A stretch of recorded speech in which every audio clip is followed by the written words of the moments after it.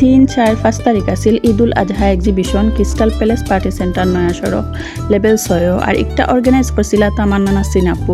তো আমি 5 তারিখ গেছিলাম এক্সিবিশন আর এখানে যাওয়ার উদ্দেশ্য আছিল তামান্না আপুর লগে দেখা হওয়ার।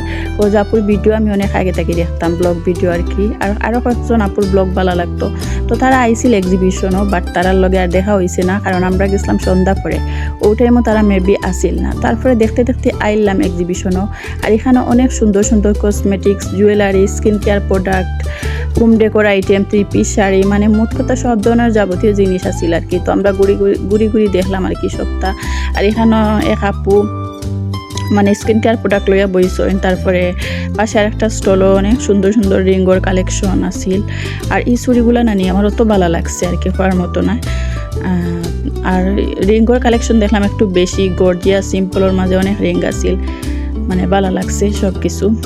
সব ধরনের কালেকশন আছিল আর কি মোটামুটি, আর সবগুলো ইউনিক আছিল। আর এখানেও দেখো এক আপু হোমমেড মেহেদি নিয়ে বসলা, তো আমি একটা মেহেদি কিনছি। তারপরে পাশে স্টলও আছিল জুতা আর কি, অনেক কোয়ালিটিফুল জুতা সব।